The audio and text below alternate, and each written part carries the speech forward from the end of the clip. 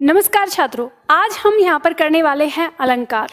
बहुत समय से आप लोगों की डिमांड थी कि मैम अलंकार का टॉपिक करवा दीजिए, तो मैं आप लोगों को यहाँ पर अलंकार कराऊंगी और ये अलंकार हम करेंगे, एक एक अलंकार लेंगे। तो जैसा कि आप सभी लोगों को पता है कि अलंकार क्या होता है। अलंकार दो शब्दों से मिलकर बना है, अलम प्लस कार। ये तो आप लोगों ने बहुत बार पढ़ा होगा, अलम प्लस कार। अलम का अर्थ होता है शोभा या सजावट, शोभा या सजावट, और कार का अर्थ होता है करने वाला। तो यहाँ हमें पता चलता है कि अलंकार का अर्थ होता है शोभा या सजावट करने वाला। अब मुद्दा उठता है कि ये शोभा या सजावट कहाँ पर। तो आप जानते ही हैं, हम बात करते हैं काव्य की, कि जब किसी काव्य में किन्हीं तत्वों से या किन्हीं शब्दों से उसकी शोभा या सजावट की जाती है तो वही अलंकार कहलाता है। अब ये शोभा या सजावट कैसे होती है, बस हमें यही जानना है। तो आने वाली जो हमारी सीरीज होंगी उनमें हम अलंकार के इन्हीं चीज़ों के बारे में जानेंगे। तो अगर हम बात करें कि अलंकार हमारे कितने प्रकार के होते हैं, तो आप लोगों को पता है कि अलंकार 3 प्रकार का होता है, जो नॉर्मली हम लेकर चलते हैं कि अलंकार, अगर हम टोटल अलंकार की संख्या की बात करें तो वो 70-75 से भी ऊपर जाता है। लेकिन हमारे परीक्षा के दृष्टिकोण से हमें 25 से 30 अलंकार पढ़ने होते हैं, तो उसे हम बांटते हैं 3 तरीके से: शब्द अलंकार, अर्थ अलंकार और उभय अलंकार। शब्द अलंकार हमारा क्या होता है? वे अलंकार जिनमें शब्दों के माध्यम से चमत्कार हो, और अर्थ अलंकार वे अलंकार जिनके अर्थ में चमत्कार हो, और उभय अलंकार के अंतर्गत वे अलंकार आते हैं जिनमें शब्द और अर्थ दोनों के माध्यम से चमत्कार होता है। तो इसी सीरीज में हम आज पढ़ने वाले हैं शब्द अलंकार, और शब्द अलंकार में सबसे पहला जो अलंकार हम पढ़ने वाले हैं अनुप्रास अलंकार। तो हम यहाँ पर देखते हैं, हम बात करते हैं अनुप्रास अलंकार की। तो आप लोग इसको बहुत अच्छी तरह से, बेहतर तरीके से जानते भी होंगे, लेकिन हम शुरुआत कर रहे हैं अपने अलंकार की, तो इसलिए हम इसको भी पढ़ेंगे। सबसे पहले अनुप्रास शब्द की अगर हम बात करें तो ये 2 शब्दों से मिलकर बना होता है, अनु प्लस प्रास। कहते हैं अनु का अर्थ हो जाएगा बार बार, और प्रास का अर्थ आ जाता है वर्ण से, यानी कोई वर्ण जो बार बार आता है। तो अनुप्रास की परिभाषा भी बहुत सिंपल है। यहाँ पे 2 तरीके से आपकी परिभाषा लिखी है किताबों में, अगर आप देखेंगे तो इससे डिफरेंट भी हो सकती है, पर हम यहाँ पर अनुप्रास को समझने के लिए प्रयास करते हैं, समझने की कोशिश करते हैं। हमारा मुद्दा नहीं है कि परिभाषा बिल्कुल सेम टू सेम है किताब के जैसी। तो यहाँ जो परिभाषा है वो आपको समझने जैसी मिलेगी, जिसे आप समझना है। कहीं पर हम पढ़ते हैं कि जब एक ही वर्ण की आवृत्ति लगातार कई बार होती है तो हम उसे क्या कह देते हैं? अनुप्रास अलंकार कह देते हैं। अब दिमाग में तो ये सवाल उठता है कि एक ही वर्ण की आवृत्ति कब, कहाँ, कैसे, किस प्रकार, ये भी तो दिमाग में सवाल उठता है कि कैसे हम इस चीज़ को कैसे चेक करेंगे। इसी तरह से दूसरी परिभाषा हमारे सामने दी है कि जब शब्दों का प्रथम वर्ण लगातार दोहराया जाता है, ठीक है, शब्दों का प्रथम वर्ण, तो हमें यहाँ पर यही बात समझ में आती है कि हम एक वर्ण की बात करते हैं। कई बार ऐसा भी होता है कि केवल शब्दों का प्रथम वर्ण ही नहीं दोहराया जाता, कई बार शब्दों का अंतिम वर्ण भी अगर दोहराया हुआ होता है तो वहाँ भी हम अनुप्रास अलंकार मान लेते हैं। एक इसका उदाहरण देखते हैं, उससे समझते हैं। जैसे हमने उदाहरण लिया यहाँ पर, जय जय भारत भूमि भवानी, अमरों ने भी तेरी महिमा बारंबार बखानी। अब अगर हम यहाँ पर देखें तो जैसे शब्द है भारत, तो भारत शब्द में भ वर्ण यहाँ पर पहले आया है। फिर दूसरा शब्द है भूमि, इसमें भी भ वर्ण पहले आया है। और तीसरा शब्द है भवानी, तो इसमें भी भ वर्ण पहले आया है। तो हमें यही चीज़ देखनी है कि जो शब्द है, शब्द के प्रथम वर्ण, यानी जो शब्द है हमारा, उस शब्द का प्रथम वर्ण मेल खाना चाहिए। तो यहाँ पे हम देखते हैं कि शब्द का ये प्रथम वर्ण, अब आपको यहाँ इस स्वर पर ध्यान नहीं देना, केवल पहले वर्ण की बात करनी है। तो पहला वर्ण आपको पता है, भ एक व्यंजन पहला वर्ण है इसका, भ ये व्यंजन पहला वर्ण है, और ये भ व्यंजन इसका पहला वर्ण है। तो लगातार ये कितनी बार आ गया? 3 बार आ गया। तो हमने वही कहा है कि लगातार कई बार आवृत्ति होती है। तो वहाँ पर हमारा क्या होता है, अनुप्रास अलंकार होता है। तो यहाँ इसके बाद अगर हम इस लाइन में और भी देखें तो जैसे शब्द हमारा ब दिया है और फिर बखानी, तो ये लगातार है, ध्यान रखिएगा। ब वर्ण की आवृत्ति यहाँ पे भी हुई है। तो यानी जब हमारा अनुप्रास अलंकार होता है तो हम कह सकते हैं 2 या 2 से अधिक बार अगर किसी वर्ण की आवृत्ति होती है तो वहाँ अनुप्रास अलंकार हो जाता है। यानी अलग अलग तरीके से हम इस चीज को देख सकते हैं। अब हम बात करेंगे अनुप्रास अलंकार के भेद की। अनुप्रास अलंकार के 5 भेद होते हैं। यानी जब हम इसके भेद की बात करते हैं तो हमें पता चलता है कि अनुप्रास अलंकार 5 भेद रखता है। वो 5 प्रकार कौन से हैं वो हम यहाँ देखते हैं। छेकानुप्रास, वृत्त्यानुप्रास, लाटानुप्रास, अंत्यानुप्रास और श्रुत्यानुप्रास। अब हम इन 5 को समझेंगे कि 5 हमारे क्या क्या कैसे होते हैं। जब हम बात करते हैं छेकानुप्रास की, तो छेकानुप्रास अलंकार वो होता है जिसमें किसी वर्ण की आवृत्ति केवल 2 बार होती है। तो हम कह सकते हैं कि वर्ण 2 बार आता है, वर्ण 2 बार। यानी किसी वर्ण की आवृत्ति कितनी बार होती है, 2 बार होती है, तो वो हमारा छेकानुप्रास कहलाता है। जैसे हमारा उदाहरण दिया है सूर समर करनी करही। यहाँ पे पंक्ति हमें दी है, इसमें हम देख सकते हैं सूर शब्द में स वर्ण की आवृत्ति और फिर यहाँ पर समर शब्द में स वर्ण। तो ये स वर्ण की आवृत्ति 2 बार हो गई। इसी तरह से करनी करही में ये का वर्ण और ये का वर्ण। तो यहाँ पे हम देखते हैं कि हमारा जो एक वर्ण है वो 2 बार आवृत्ति कर रहा है, तो इसलिए इसके अंदर क्या हो जाएगा, छेकानुप्रास हो जाएगा। बात करते हैं हम जब वृत्त्यानुप्रास की, तो वृत्त्यानुप्रास के अंदर आता है कि जब किसी पंक्ति के अंदर 3 या 3 से अधिक बार 3 या 3 से अधिक बार किसी वर्ण की आवृत्ति होती है तो वो वृत्त्यानुप्रास होता है। यानी इसमें हम क्या कहेंगे, 3 या 3 से अधिक बार, 3 या 3 से अधिक बार कोई भी वर्ण, ठीक है, वर्ण 3 या 3 से अधिक बार आवृत्ति करता है तो वो हमारा किस में आता है, वृत्त्यानुप्रास में आता है। जैसे हम इसका उदाहरण देखेंगे। उदाहरण दिया है भूरी भूरी भेदभाव भूमि से भाग दिया। अब आप यहाँ पर देख सकते हैं जैसे भ वर्ण की आवृत्ति यहाँ पर भी, यहाँ पर भी, यहाँ पर भी, तो लगातार हमें यहाँ पे भ वर्ण की आवृत्ति मिल रही है शब्द की शुरुआत में। तो ये हमारा क्या हो जाएगा, वृत्त्यानुप्रास अलंकार हो जाएगा। ठीक है, इसके बाद हम इसके तीसरे अलंकार को देखते हैं, यानी तीसरे भेद को देखते हैं। तो तीसरा भेद आता है लाटानुप्रास।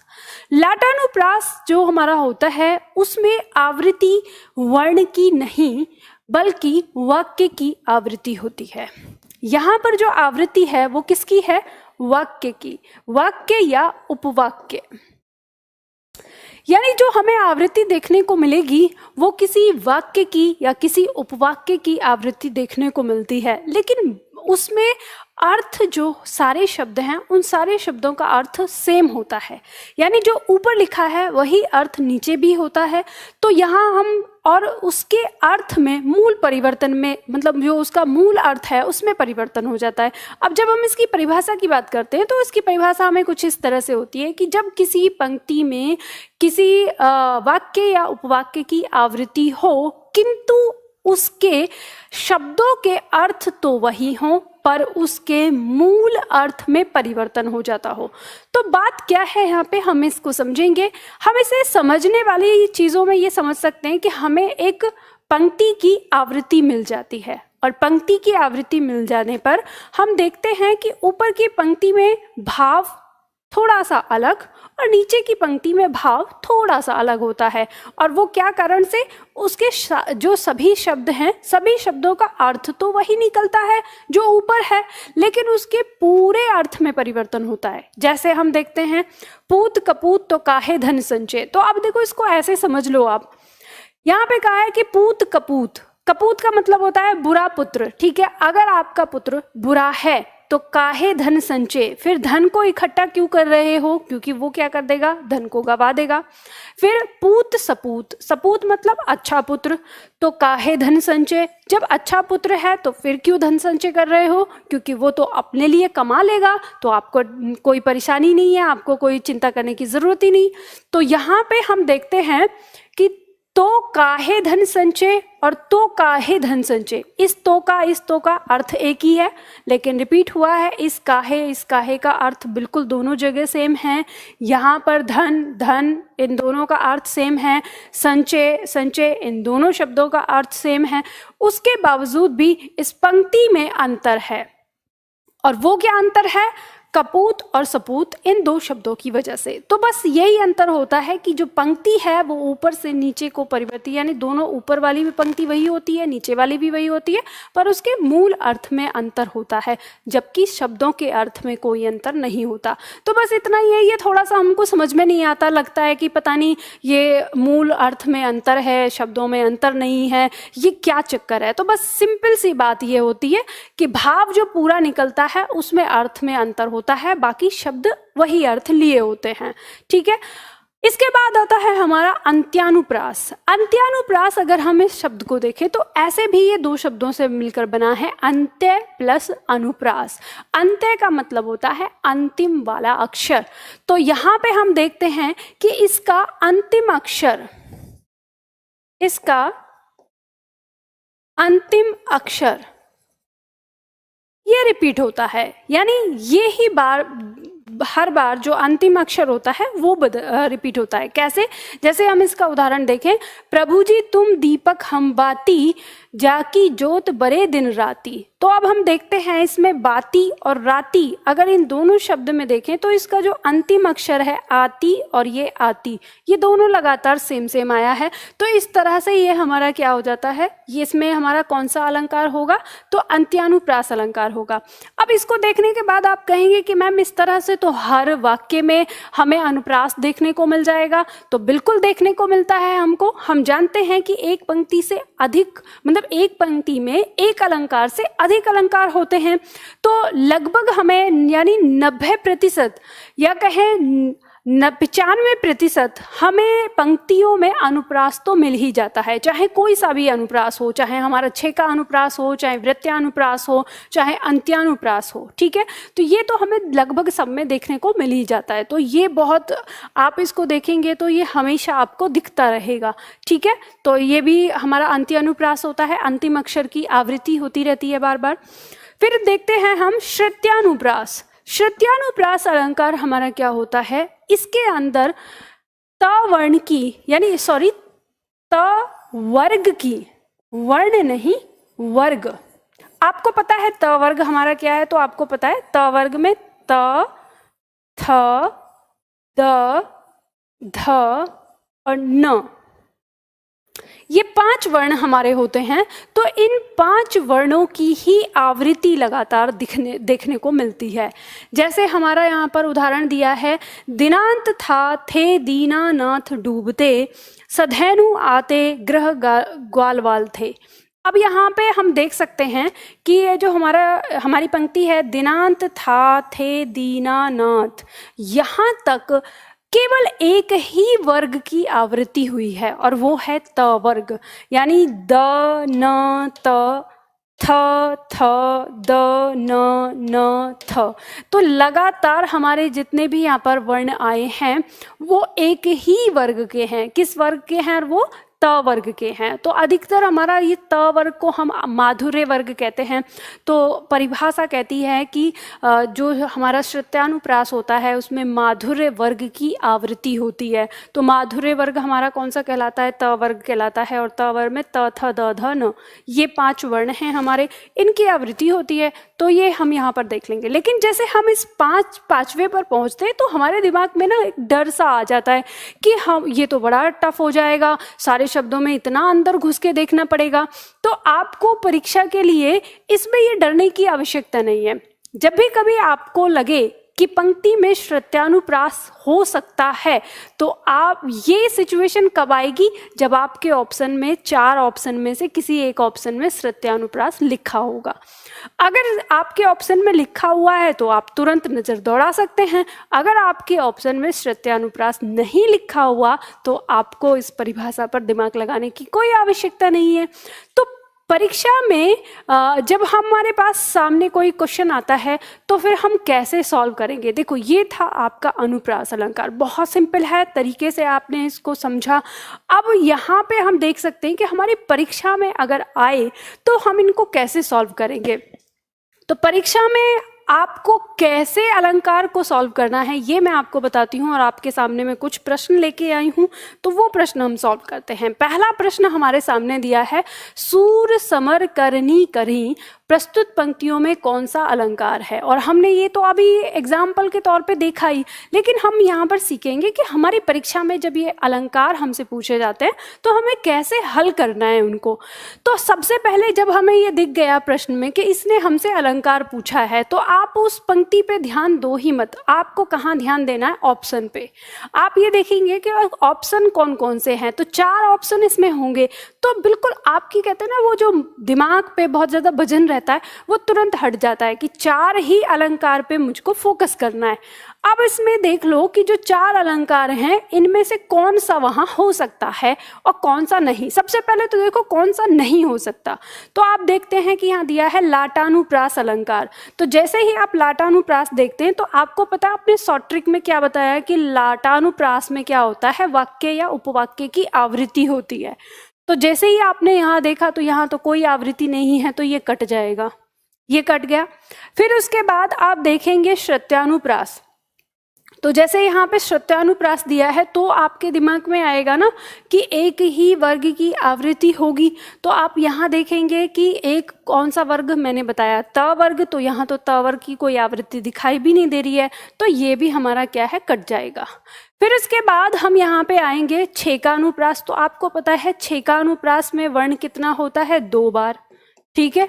और ऊपर दिया है वृत्त्यानुप्रास। तो आपको पता है वृत्त्यानुप्रास में 3 या 3 से ज्यादा बार, ठीक है। तो अब आपको यहाँ पे पता चल जाता है कि स और स 2 बार और क और क ये 2 बार। तो आपको पता है वृत्त्यानुप्रास तो कट गया और आपका आंसर आपको यहाँ पर मिल गया, छेकानुप्रास। तो इस तरह से आप सॉल्व कर सकते हैं क्वेश्चन जो आपका ऑप्शन दिया होता है उसको काट के। चलिए अगला प्रश्न सॉल्व करके दिखाइए। अगला प्रश्न आपका यहाँ पर दिया है, कालिंदी कुल कदम्ब की डारन इन प्रस्तुत पंक्तियों में कौन सा अलंकार है। अब आप यहाँ पर देखेंगे तो आप 2 तरीके से कर सकते हैं। जैसे मान लो आप पंक्ति आपके सामने दी है तो आप सीधा यहाँ पर जा सकते हैं कि ये क वर्ण, ये क वर्ण और ये क वर्ण, फिर यहाँ पे ये क वर्ण, यानी लगातार जो क वर्ण है कितनी बार आ गया, 4 बार आ गया। तो ये 4 बार आ गया तो आप इतने में पहचान जाएंगे कि 4 बार यानी 4 बार क वर्ण की आवृत्ति हो रही है। तो उतने में आपको पता चल गया कि यहाँ क्या होना चाहिए, वृत्त्यानुप्रास। तो आपका आंसर क्या हो जाएगा, वृत्त्यानुप्रास हो जाएगा। इस तरह से भी आप कर सकते हैं, यानी केवल आप पंक्ति पे जाके फोकस कर सकते हैं या आप अपने ऑप्शन पे जाके फोकस कर सकते हैं।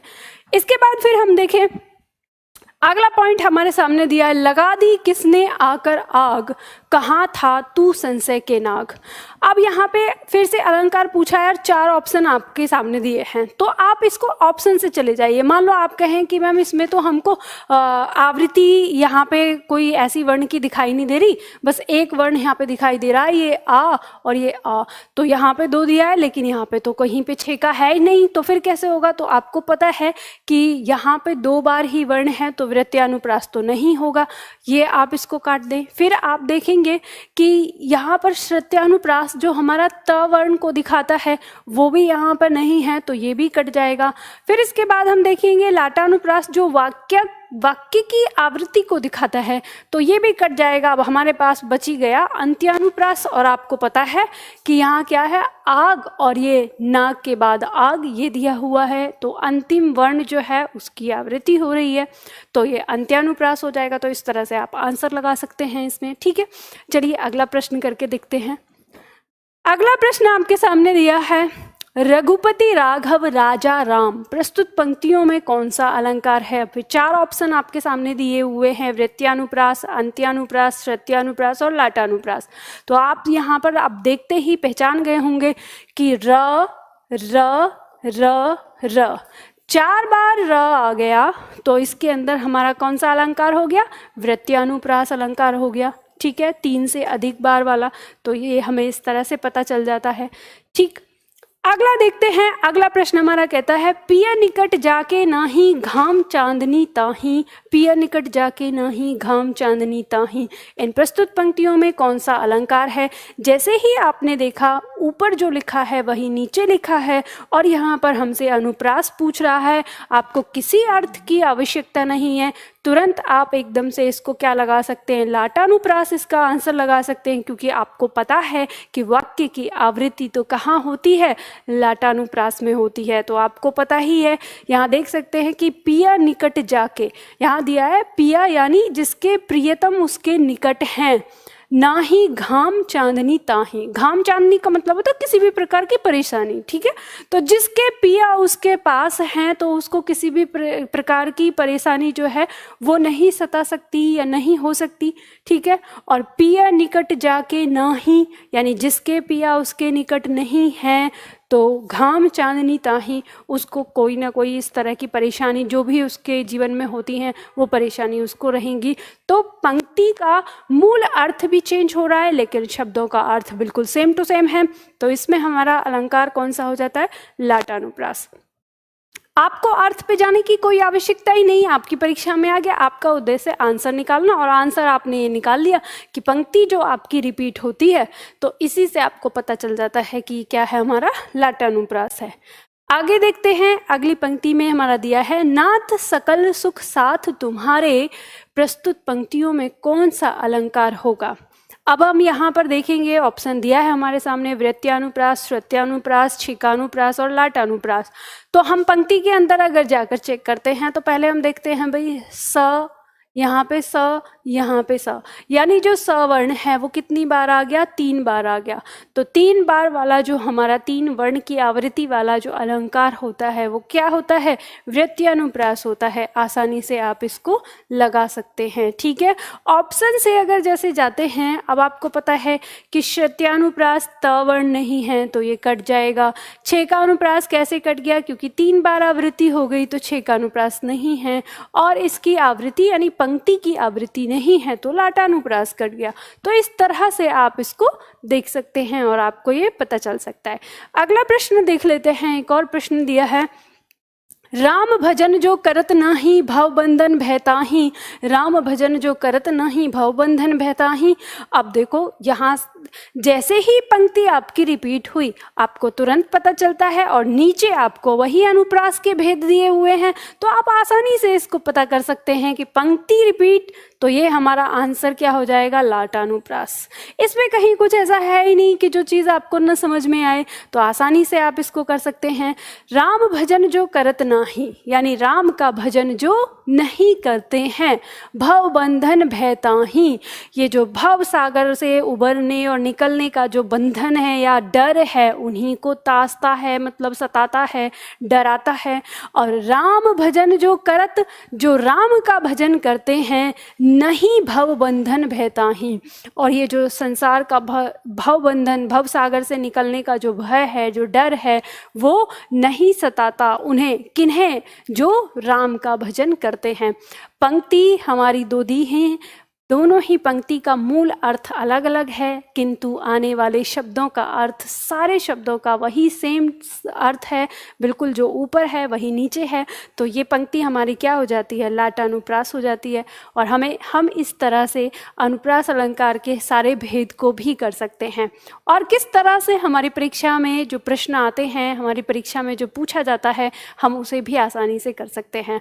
उम्मीद करती हूँ आप लोगों को ये अलंकार समझ में आया होगा। अगर आप चाहते हैं कि इसकी PDF आपको मिल जाए, तो इसके लिए आप निधि एकेडमी ऐप को डाउनलोड करिए। वहाँ पर आपको ऑप्शन दिया है यूट्यूब PDF पर आप जैसे ही क्लिक करेंगे, वहाँ अलंकार के ऑप्शन में जाकर ये PDF आप वहाँ से डाउनलोड कर सकते हैं। अगर आप हमारी ऑनलाइन क्लास लेना चाहते हैं, आपको ऐसा लगता है कि आपको हिंदी को और भी अच्छे से पढ़ना चाहिए, तो आप हमारी ऑनलाइन क्लास ले सकते हैं या आप हमारी ऑफलाइन क्लास में भी पढ़ने आ सकते हैं। ऑफलाइन क्लास हमारी मुखर्जी नगर दिल्ली में होती है और ऑनलाइन क्लास हमारी हिंदी एकेडमी पर होती है। हिंदी एकेडमी ऐप आप डाउनलोड करिए, वहाँ से आप हमारी क्लास ले सकते हैं। दोनों ही प्रकार की आपको क्लास मिलती हैं। कंप्लीट बैच भी अगर आप चाहें तो पूरी हिंदी एक साथ ले सकते हैं, अपने एग्ज़ाम के अनुसार ले सकते हैं, और अगर आप चाहें तो लाइव क्लास भी आपको वहाँ पर मिल सकती हैं। तो चलिए फिर मिलते हैं अगली क्लास में अगले अलंकार के साथ।